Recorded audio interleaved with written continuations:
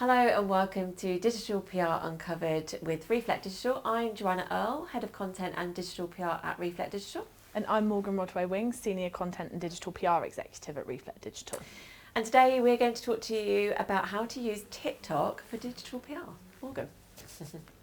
So in this session, we're going to be talking about TikTok, why it's so fantastic for digital PR, how we can use it, and how we know firsthand that it can achieve fantastic results for clients. So let's get started. How can we all use TikTok for digital PR? There's three ways that we can mainly use TikTok for digital PR. The first one in which is research, the second one is user-generated content, and the third one is video commentary. We're actually finding now that more and more publications are actually using TikTok to distribute news, so it's a really valuable source for us. So in terms of research, there is so much data available on TikTok. It can inform research, it can actually support your digital PR strategy and help collate client roadmaps. It can help you create data-led pitches, even if you're not talking about TikTok specifically and your campaign's about something different. If it's also something being talked about on TikTok separately, you can use data from that, and it can help make your existing campaign stronger. The available data on TikTok includes hashtags, video views, likes, comments, shares and saves, which you can get across all social media platforms. But you can also, on the TikTok Creative Centre, get regional popularity insights, audience insights, so you can actually find out specific audience ranges as long as they're over 18 years old, who's actually watching the types of videos and who's actually tuning into the specific trends as well. And you can also find out interest over time, which is great if it's an emerging trend or you're not sure whether something's going to turn into a trend. That can be really useful as well. User-generated content, I would argue that this is probably where we use TikTok the most for digital PR. There is so much content on digital PR created for digital PR created every single day. It really is a goldmine. Every day new viral videos, challenges, trends, they all surface on TikTok, which gets everybody talking across multiple social media channels. What starts in one doesn't usually stay in one for very long. For example, if someone's gone viral for a gardening hack, if there's a latest fitness trend, if there's a new challenge that everyone's taking part in, you can get, if your client is relevant, you can get expert commentary on them on whether people should be joining in with the trend, any benefits, if there's any dangers or warning. It's a really great place to have a topic of conversation, and also it's a really talkable point for journalists, and journalists are covering a lot of this human interest content at the moment. There's also the side of video commentary. So TikTok also provides opportunities to become part of the conversation. So many news publications and journalists now actually have their own TikTok accounts where they're sharing news. So for example, the Daily Mail, I believe that they have around 22 million followers on their main TikTok. They also have a UK specific TikTok, which I believe has just over 2 million followers. You also have specific journalists, so the likes of Victoria Derbyshire, she posts every day on the latest news as well. And quite often they'll look for expert comments, just like they do with online publications and websites, expert comments to add expertise and authority to the videos.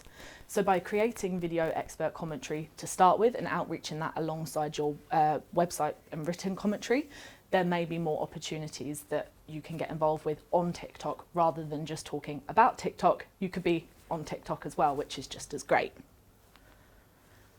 Why TikTok though? I feel like we've already covered some of the why, but here are some more reasons. TikTok is relevant and timely. If something's trending, there's no better time to talk about it than now. We've all seen how quick the media cycle works.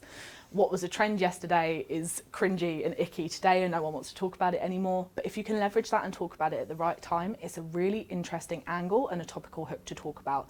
And journalists love that. As we've already mentioned, it's a great data source, whether you're specifically finding and centering a campaign around a TikTok trend or challenge or video, or whether you're using the insights for a unrelated or separate campaign. It can also help you demonstrate expertise. So as we've mentioned, if there is a new gardening hack that's gone completely viral and actually your gardening expert thinks, oh no, that's going to ruin the soil, don't actually do that, here's a better alternative instead. You can outreach that with ideas. You can give a warning and say, gardening expert warns against following this trend. If you've got a reason to, it can demonstrate your expertise in all the right ways. And also there's a case to be made for human interest. So as humans, we want to be engaged with what's being talked about in the world. Journalists more than ever are covering human interest, first-hand opinions and stories. Yes, the factual news, breaking news campaigns have their place and are just as important, but also so are some of the quirky, irreverent campaigns as well, can work just as well. For example, a big human interest campaign that we ran, one of our clients, Every Paw Pet Insurance, released internal data around their top pet names, and we created a campaign around the strangest pet names of 2024. I believe breakdance, chicken nugget and ham and cheese toasty were involved, but because it's so quirky and irreverent, there was human interest behind it. We were also able to look at TikTok stats and data and other online search data to show that there'd been a rise for people looking for new pet names and quirky pet names as well, and that landed coverage in the likes of Metro and Hello Mag. Another reason why TikTok's so important, especially for any lifestyle clients as well, is that many publications now have social news reporters and editors. What that means is they're not just reporting on any old news, they're specifically combing social media and looking for social media stories every single day. What better opportunity to bring to them than a story about TikTok? So how do we know it works? It's all good us saying this, but how do we know? So we have been working with our client, Every Paw Pet Insurance, for about 3 years, and TikTok has become a massive part of our reactive digital PR strategy. So one of the first campaigns that we ran around TikTok is that we identified a viral TikTok, and it was a collage of videos about dogs having their fur dyed to look like different animals. Some of them were dyed to look like foxes, some looked like tigers, and it gained over 160 million views. There were thousands of comments. Some people were saying, oh, I'm going to do this, this is great, and some people were concerned about safety. Digging further into this, we also noticed a rise in online searches. So people were actually searching for dye for fur. They were also asking, is hair dye safe for dogs? It's not. Mm-hmm. So we went straight to Every Paw's in-house vet, Dr. Anna Foreman, about the trend, and she issued a warning to pet owners against dyeing dog fur, sharing the potential dangers and consequences. Because there was a point to this, because there was something that came out of this video as, it's not just a trend, it's don't do this, it could be dangerous. It meant that we had a really great hook and a really great subject line to send to outreach to journalists. So we used the subject line, vet calls out dangerous viral TikTok for encouraging members of the public to dye dog fur. And this resulted in 38 pieces of coverage and 29 backlinks to Every Paw's website. It also had a very high domain authority of 77, which is great because it was featured in the likes of Mail Online, The Mirror and The Sun, which are very high authority publications. And we ended up reaching an audience of 843 million because it resonated with people and it was interesting.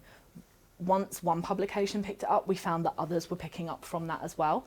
And it's actually something that returns time after time. So whenever we notice that there's been another spike in online searches, we will go back and we will outreach this and say, no, please do not dye your dog's fur. It's not safe. Take them to a groomer's or a salon. Also went global, Morgan, you forgot to mention that. Sorry, New York Post. And it went global with the New York Post. And we did find it was also covered in the likes of the US Sun and the US Express as well. So it very much was topical conversation worldwide as well. So another trend, another challenge that went viral on TikTok last year was around throwing lemon slices into dogs' mouths and filming their reactions. I think the idea was that it's supposed to be fun. They think they're getting a treat and then they end up with something sour and the reactions are supposed to be funny. The dog versus lemon hashtag had 20.1 million combined views on TikTok, and one of the videos in particular had 16 million views. Again, it sparks alarm bells. So you start thinking, actually, is this safe? Would you do it?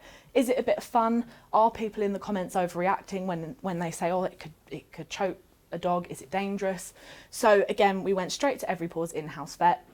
It's great to have an expert like a vet or a doctor or someone who is qualified, because it means that they can verify what they're saying as well, which adds more authority and expertise to the comments.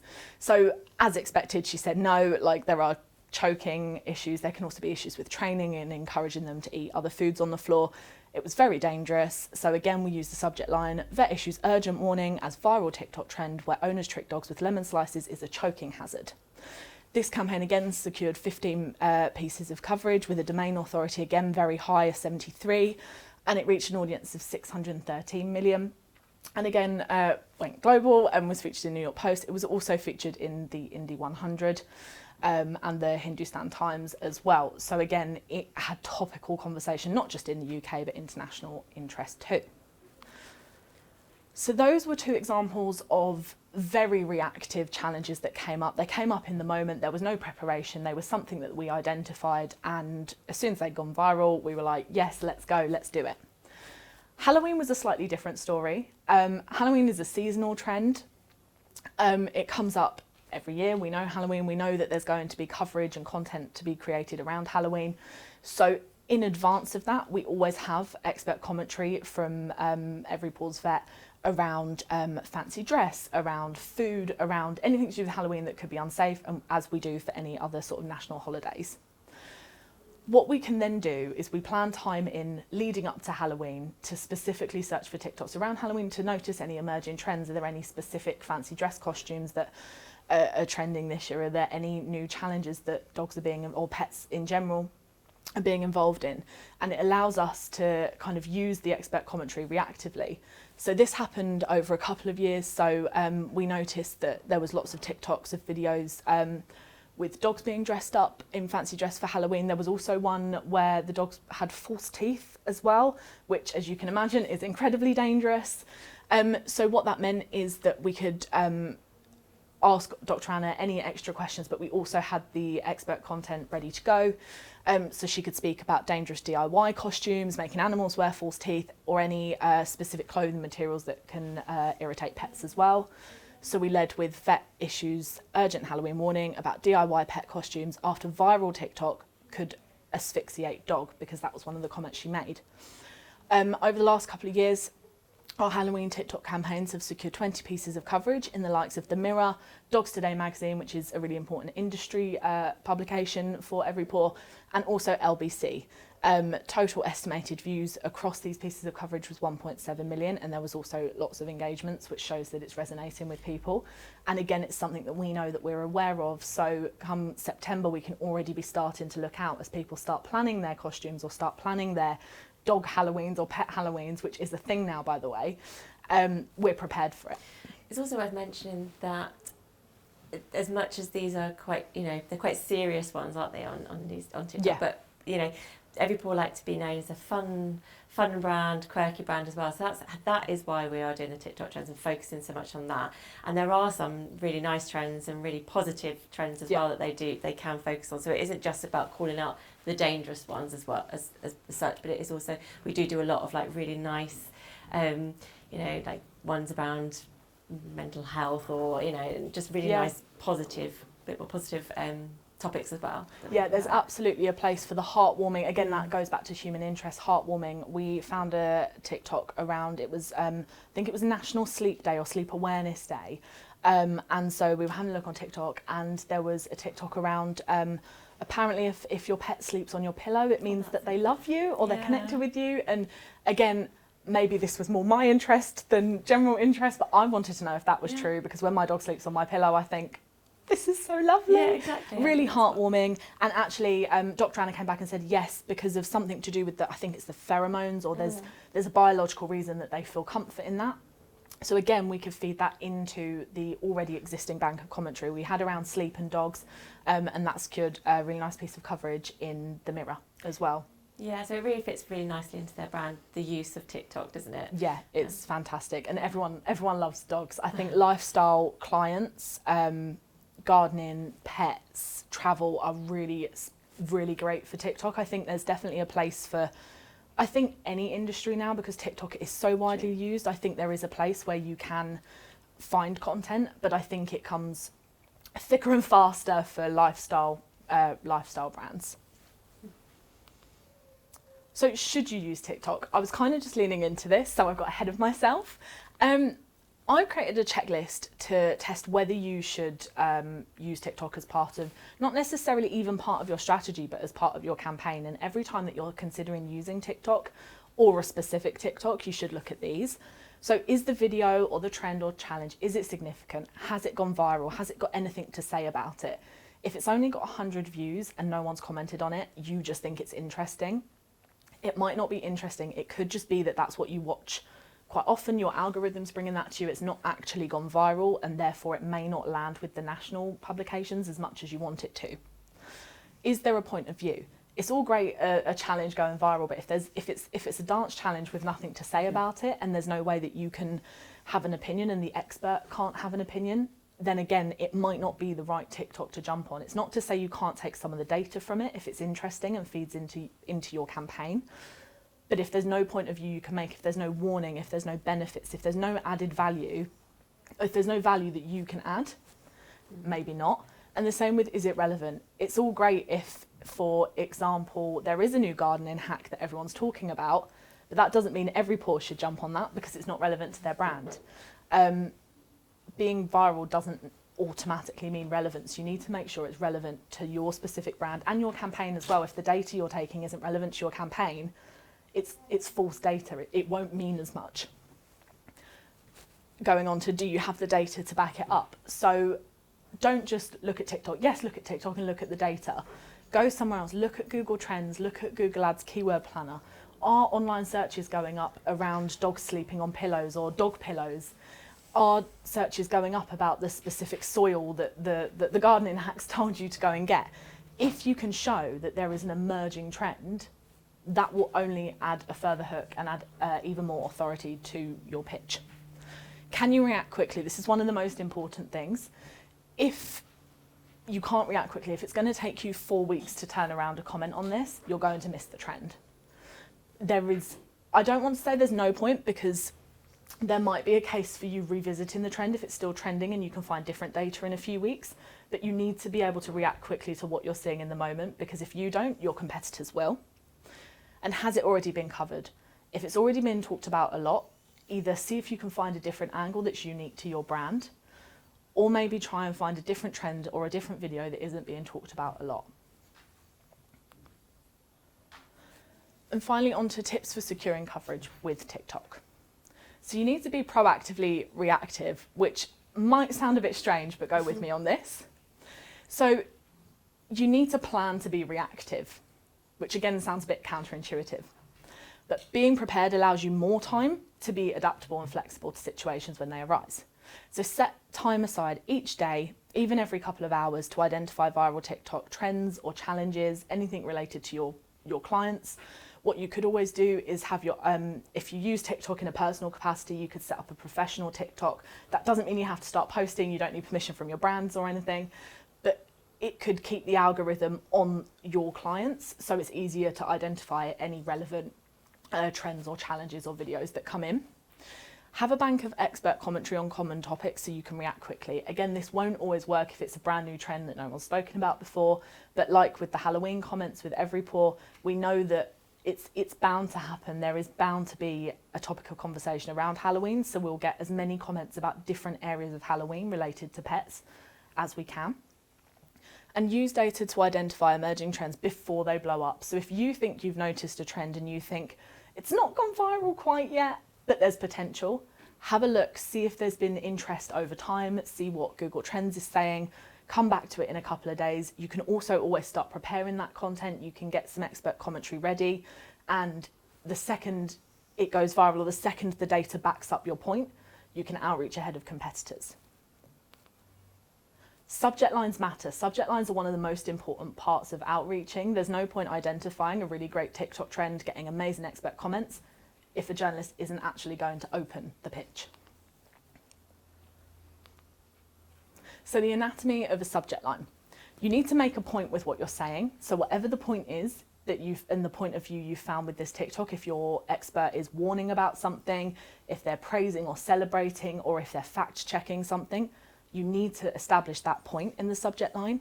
You need to showcase your expert. Again, there's no point saying to a journalist, oh, look, there's this great TikTok trend and it's bad, if you've not immediately told them that you have comments, or an expert has told you that it's a bad trend or a great trend.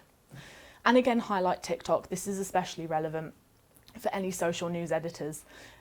We know that journalists get thousands of emails every single day, so they are going to be looking for the keywords that they cover very often. So if you don't mention any social media platform they're probably not going to open it because they're going to go to one where they know it's already about a social media trend. You need a combination of all of these three to make an impactful subject line. If you haven't got one of them, you could end up missing out. You need something like gardening expert warns against using soil as viral trend could ruin tomatoes, for example. Maybe slightly worded better than that. And also make sure you personalise subject lines to match the article style of the publication you're talking to. So you still need a combination of all three, but the way you write about it and the style of which you write about it will differ depending on publication, and you need to make sure you're personalising that every single time. Above anything, it also then makes it easier for the journalist because they understand that you understand who you're targeting, who you're talking to, and they know that your pitch will fit in with what they're writing about. And monitor the trend. As we've said before, you need to monitor the trend, A, to get data for your initial pitch, B, if you've identified a trend but you're ever so slightly too late to it, monitor it and see what other angle you can take in a week's time. Have things changed massively? Has there been data that people haven't discovered yet? Are people suddenly searching off the back of this trend for a different hair product because something's gone viral that they didn't cover immediately? What can you discover through data that means you can draw back to the trend and make it relevant again? So some of the tools we use, so for TikTok specifically, we use TikTok Creative Center. I think that's really great. I mentioned it earlier. You can see they have lots of different industries and different topics that you can look at. So for example, this is trending hashtags for pets over the last 7 days. So to me, I immediately see something like golden retriever is third. I know that we recently outreached a piece around the top pet breeds for 2025, and I'm thinking, okay, that's great. That already gives me something to look into more to see if I can follow up because they're more relevant again.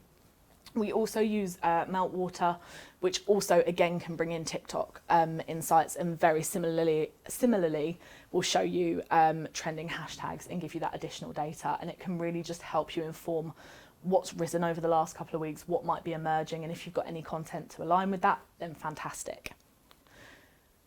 And then we also use Google Ads Keyword Planner and Google Trends. So this is to complement any TikTok content that we use. So if we found that, for example, there was a TikTok around dog sunburn, and there was another TikTok around shaving dogs. So someone had shaved their dog and there was lots of comments about, no, you shouldn't completely shave your dog. And then some comments were confused. And so that's a perfect opportunity for our vet to kind of set the record straight. But we wanted to see if we could align the two and whether there was anything to do with like shaving dogs in the summer and dogs getting sunburn, anything like that. So we were able to look at Google Ads Keyword Planner to see that dog sun cream had actually decreased in searches over the past few weeks, yet dog sunburn had actually increased in searches, which is a really interesting viewpoint. And we'd also seen an increase on Google Trends to show that dog sunburn has increased over the last 30 days, which makes sense because of the weather that we've been having. So it's enabling us to put together a pitch around the viral TikTok that has had, I think, about 20 million views. Comments around no, please don't shave your dogs in the summer, but also allowed a really nice piece around how to keep pets safe in the summer. So there's a positive spin around that, which journalists absolutely love this time of year as well. Thank you for watching Digital PR Uncovered. See you next time.